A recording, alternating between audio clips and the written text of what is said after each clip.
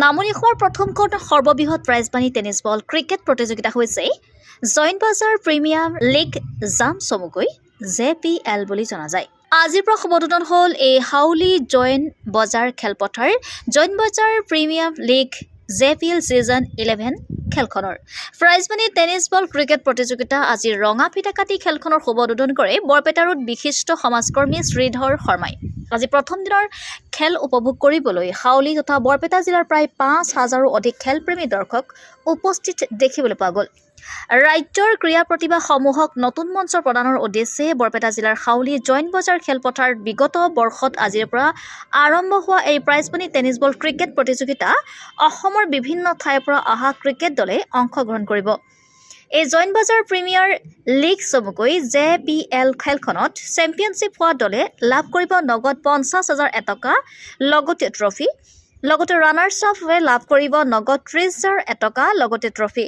উল্লেখ্য যে উক্ত খেলখন 16টা দলৰ মাজত অনুষ্ঠিত হ'ব। লগতে খেলখনত জাৰ্চি আৰু জোতা ব্যৱহাৰ বাধ্যতামূলক। আমন্ত্ৰিত অতিথিসকল লগত মোৰ বন্ধুসকল তাৰ লগতে দুই দলৰ খেলুৱৈ তথা আমাৰ এই অঞ্চলৰ বিশিষ্ট মুৰব্বীয়ান সমাজ সকলোৰে মই আশীক লৈ আজি JPL ছিজন 11ৰ শুভ উদ্বোধন হৈ গ'ল। ইতিমধ্যে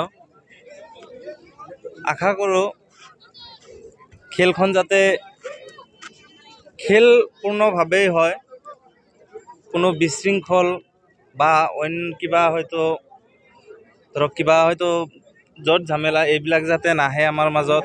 আমাৰ যিখিনি পাব্লিক আছে বা হয়তো ৰাইজ আছে আমাৰ গাঁৱৰে হওক বা হয়তো আমাৰ ওচৰ চুবুৰীয়াই হওক বা যিখিনি আমাৰ দৰ্শক আছে সকলোলৈ আমাৰ এটাই অনুৰোধ JPL কমিটিৰ ফালৰ পৰা আপোনালোকে আহক, খেল উপভোগ কৰক, ভাল লাগিব, আমাক সহায় সহযোগিতা আগবঢ়াওক।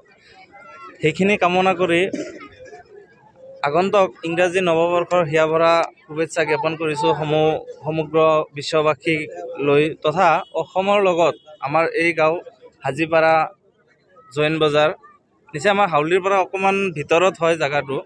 ইয়াতে আপোনাৰ আজি আমি গৈ ছিজন 11 পালোঁ। তো ছিজন 11ৰ আমাৰ যিখিনি হয়তো প্ৰস্তুতি আছে সেইখিনি হয়তো আহি যিখিনি লৈ আমি পালোঁ, অহা 26 জানুৱাৰীত আমাৰ ফাইনেল খেলখন অনুষ্ঠিত হ'ব। এতিয়া ফাইনেলত কোনটো টিম যাব, আমাৰ মানে কি 16টা টিমৰ খেল হ'ব, ফিক্স টিম 16টা।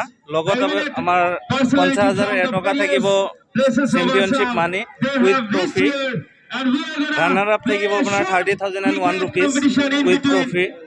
তেনেকুৱা ধৰক তাৰমানে ছিৰিজ থাকিব, মেচ থাকিব, তাতে ট্ৰফি থাকিব। এনেকৈ আমি যোৱা 10টা বছৰত যিখিনি তাৰমানে ৰাইজৰ পৰা সঁহাৰি পাইছোঁ বা হয়তো খেলুৱৈসকলৰ পৰা যিখিনি সঁহাৰি পাইছোঁ বা হয়তো আমাৰ সাংবাদিক বন্ধুসকলৰ পৰা যথেষ্ট আমি তাৰমানে নথৈ আনন্দিত। এই ক্ষেত্ৰত আমি খুবেই আনন্দিত। ইয়াতে হয়তো মই এটা ক'বলৈ গ'লে মই এটা সৰু ল'ৰা, তো মোক তাৰমানে কি ইয়াৰে প্ৰেচিডেণ্ট যেতিয়া বনালে, মানে সভাপতি যেতিয়া বনালে, মই একচুৱেলি তাৰমানে কি চবকে কৈছিলোঁ যে মই কিজানি হয়তো তাৰমানে ইয়াৰে যোগ্য নহয়। এতিয়া আমাৰ গাঁৱৰ মানুহখিনি হওক বা বাহিৰৰে হওক চবে মিলি কেনে তাৰমানে কি সভাপতিটো মোক পাতিলে। তো সেইখিনি যাতে মই সকলোৰে আশীৰ্বাদ মোৰ মূৰত ৰাখি মই এই অনুষ্ঠানটো মোৰ মানে কি লগ বন্ধু লৈ মই যাতে আগুৱাই লৈ যাব পাৰোঁ আৰু যাতে তাৰমানে কি আমি ধুনীয়াকৈ তাৰমানে কি আমি পাব্লিকক এটা তাৰমানে কিবা দিব পাৰোঁ মেছেজ এইটোৱে।